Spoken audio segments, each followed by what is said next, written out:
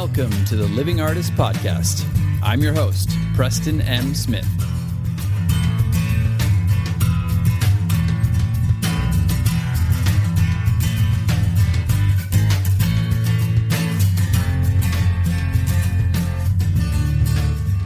Hey, everybody. Welcome to the Living Artist Podcast. I'm Preston M. Smith, at PMS Artwork everywhere on internet land and socials. I want to thank you for landing on this podcast.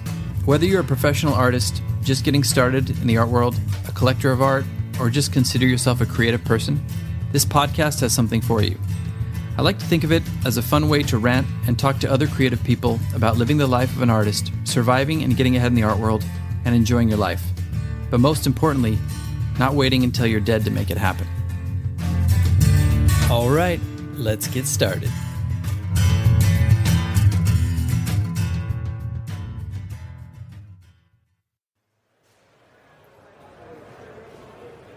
Hey! Up here! Hey, up here! Look! Up at the top! Golly gee willikers, look up there! There's somebody up there! Hey, Yeah. you're right, there is somebody up It's there. me. Look, everybody, look up I there. made it! Oh my god, somebody's up there! Yeah, I made it!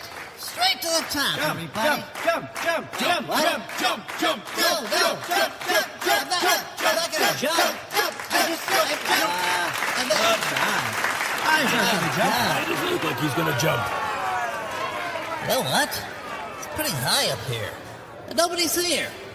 I gotta go back down. Yeah, just like Tommy Waits, I'm going straight to the top. Oh, yeah. going straight to the top, baby. No, wow, there's so much in there. So much in that little story. Nothing people like more when you go straight to the top than when you go straight back to the bottom. So let that be a lesson to us all.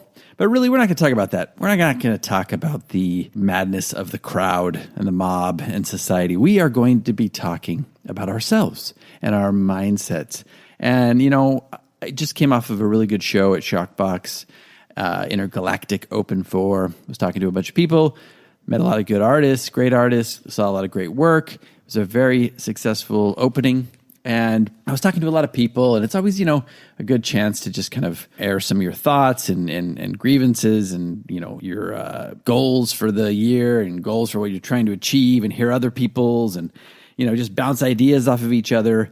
And, you know, I heard a lot of stuff that made me kind of think about some stuff that I've thought about in the past. We have to manage our expectations sometimes. And what I mean by that is there's this tendency that we have as artists, and I think as Americans, and even just in Western culture in general, we've watched a lot of movies, we've seen a lot of success stories. It's the Fight Club thing, you know. We all think we're meant to be famous and you know, superstars, and you know, we have this idea of what success looks like, and that's great. You know, it's one of those things where we need that. We need to be pushing ourselves to succeed. But I just want to caution one little thing, and that is, don't put all your eggs in one basket thinking like, when you achieve X, then you will be happy. When you achieve this milestone, when you hit this milestone, you know, then it's going to just all be coming up roses for you. You're going to be straight to the top and everything's going to be wonderful up there. The air is going to be better than the air down here. And, you know, I think that's something that I just want to caution you on, not on the fact that you need to limit your goals. Goals are freaking amazing. I have huge goals. I've got 10x goals. I've got 100x goals. And, you know, I plan on achieving all of them. And I hope you do too. What I'm saying is, though, keep moving. Like, be a moving target. You can't hit a moving target. You know, a rolling stone gathers no moss. There's a reason for a lot of these old expressions. It's one of those things where if you just, like, for example, your goal is, you know, when I just get into this gallery, I'm going to have it all made. When I just, you know, one of the things, publish this book, when I just get into this agency, or when I just start, you know, making a living and quit my day job, then everything is just going to be set. Like, I'm going to be on Easy Street. I'm going to be living in Fat City. That's an old expression. Probably doesn't work nowadays. That's one of those cancel culture expressions. But anyway, we'll go back to the first one. I'm going to be living on Easy Street, and everything's just going to be wonderful. And, I don't think that that is a healthy way to look at stuff because, first of all, you don't want to just be on easy street. You don't want to just, hit this milestone and then plateau and be like, okay, well, I guess that's it. You want to constantly be moving and adapting and growing and doing new stuff with your art and like maybe even shifting into other areas. Like, how many actors have you seen that have just had huge astronomical success and they get there and then it's like, you know what? I want to be a director now, or I'm going to be a producer now, or I'm going to be a documentarian, or whatever it is that they do. And they start pushing themselves into, different fields or just, a different creative muscle that they're exercising. And I think that's wonderful. I have that too. I have a lot of stuff. Like I've tried a bunch of stuff. I've written books. I've been a lead singer of a band. I've done acting. I've done improv. I love singing. I love performing. But art has always been my thing. But it's not something that I limit myself to, meaning like, I'm just going to be a painter. This is all I do. I do this one form of creativity and I do this one genre. I've even changed styles. I dip back in and out of styles a lot. It's just something I follow my creative bliss or whatever. If that's too corny, I just follow whatever is sparking my creativity at the time.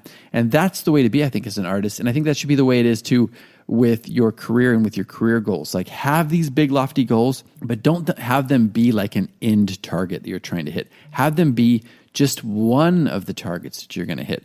So like you don't have that huge come down. I've talked to so many people that have actually hit a target and then they just have this huge letdown or come down. I've even talked to a bunch of people who've had like existential crises, afterwards. It's like, okay, well now what? And that's the whole like Mumford thing at the beginning, like, I made it. I'm sorry. I'm at the top. Now what? It's kind of true. Like, now what? If that's what you've been setting your sights on your whole life, your whole career, and then you hit that and you make it there, what now? I mean, you're probably going to enjoy it for like a week or two, and then you're going to be like, oh man, it's either lonely at the top or you're just kind of like, wow, this wasn't everything that I thought it was going to be. This didn't like change my entire life. That's the thing about life is it's constantly moving, and our careers should be constantly moving too. We should be having lots of different goals, lots of different creative instincts or creative paths that we're following. A lot of stuff that keeps us interested, because I think if you are not interested or you just have like a very limited amount of interest or like a very narrow path or narrow focus, that's going to come back to bite you in the ass at some point. So I'm always telling people to keep digging deeper and to do different things and to have like a lot of different things that they want to do, because that's what's going to keep you going. I hate to use David Bowie again, but we were talking about David Bowie a lot at the show the other night, and one of my friends and great artist, James Frost, had a wonderful David Bowie painting, which I love. You should check it out if you get a chance in Hermosa Beach or online. But we were talking about David Bowie, and I was talking to Dempsey about David Bowie. We were talking about the great documentary Moonage Daydream. But a lot of people were just saying, he just didn't really care. He put his work out there. He didn't really care how it was judged. And I think that's great. And I agree with that. Like, his stuff in the 90s was panned. People hated it. The critics hated it. I love it. I think it's one of his best eras. It's not really up to you to decide. It's not really up to the critics of that moment to decide. It's up to like future generations or, the critics of the future to decide. Like, things are always changing and evolving, and you should be too. If David Bowie was just like, oh, I'm going to create Earthlings in the 90s and I'm going to, expand my creative output and, do something completely different, a different genre, which I love. I listen to that album all the time while I'm creating. But if he just did that and was like, yeah, this is going to take the world by storm, and then the critics pan it and they're just like, David Bowie's just not what he used to be, that could be crushing. But you know what he did? He was just like, all right, next, moving on, let's keep going. And I think that is a wonderful lesson for all of us. And that's really what I'm harping on here, because I think that's the best way for us to have like a sustainable career, sustainable energy source, not to get too let down, not to have the air taken out of our, balloon or wind out of our sails. I'll use one example, which I've used before in the podcast, but it really illustrates it for me. I learned it very early on, and, I'd been painting for a while. Like, it wasn't like, oh my God, you've been painting for decades, but I'd been painting for a while. I'd studied in school. I was doing it semi-professionally in LA, and I got this Obama gig. A friend of mine hooked me up with somebody who was running this gig, and he loved my work and took me on, and I did 12 paintings of the president. It was like going to be this huge thing. And it was like, you're going to go to DC, you're going to go to this Obama inauguration, you're going to go to the inaugural Purple Ball, all your these celebrities are going to be there. A lot of your heroes like Ed Harris, who you've been watching Pollock, is this big full circle moment. You're going to meet him. He's going to get one of your paintings. You're going to meet his wife, who plays Peggy Guggenheim. You're going to meet Ashley Judd. You're going to meet Obama potentially. Oprah might be doing a behind the scenes of the ball. And, the guy said, it's going to be my goal to have your walls empty by the end of this. All your paintings are going to be gone. And I was just like, man, this is it. I've hit it. This is like, I just got to see this through. I got to get these done. I created them all. I managed to get them all done. I got out there. I went to the inaugural Purple Ball with my friend. We had an amazing time. It was just like this, I don't know, it was just this otherworldly feeling that we were in down there. We were caught up in the moment, caught up in the energy of the moment. We were down at this ball. We were meeting these celebrities. We were hobnobbing. I was talking to Josh Lucas. I was talking to Ed Harris a little bit. I talked to Amy Madigan. I was just like all over the place. Amy Brenneman. It was wonderful. Epitome of your career moment, right? They were all holding my paintings under their arm. And I was like, this is it. And Oprah didn't come, and that was fine. And Obama had to cancel because somebody had a health crisis and he wasn't able to come to this ball. But it was still like amazing. I met all these celebrities. It was this black tie event. It was amazing. And I then went home and I went right back to my job that I hated. And I didn't really know how to use that and to turn it into something else. I did have a press release written about it later. I have used it since. It's definitely been like the gift that keeps on giving on my resume. But it's one of those things where for a time it didn't do anything. I was just like, okay, back to this job that I hate. And it was such a letdown. It was like almost worse than getting the gig for my mindset at the time, because I was like, yes, anybody would kill for that gig. But that letdown was so immense that it was almost like, what am I even doing with my life? What am I doing with my art? What am I doing with my career? What am I doing with myself? I was drinking a lot at the time. I was just depressed.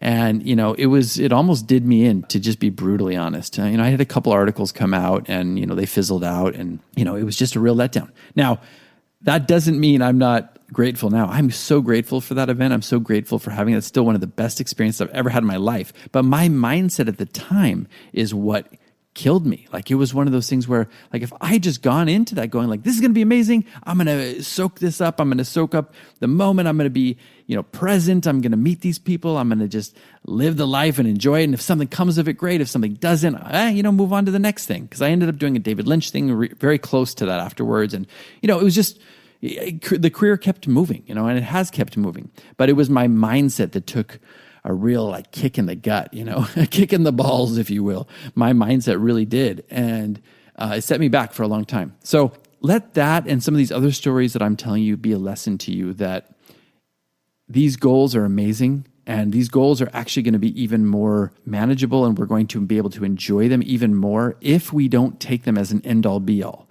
If we take them as just one more feather in our cap and then on to the next thing, I guarantee you, not only are you going to get more out of it in the moment, you're going to enjoy it more.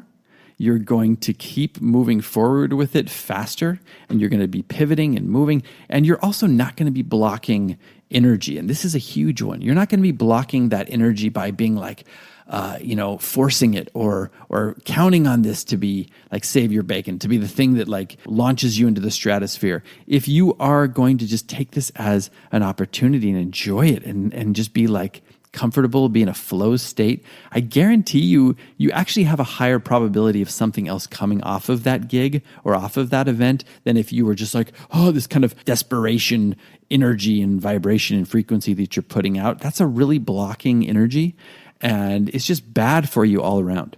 So I just wanted to talk about that a little bit today, about managing our expectations, about, being a moving target, being that rolling stone that gathers no moss, just getting out there, doing our work, just being excited about the work itself, being excited about the process, being in the moment, getting the work out there, and then pivoting, moving on. Okay, that's fine. This didn't amount to what I thought it was going to. Great. On to the next, on to the next, on to the next. Boom, boom, boom, boom.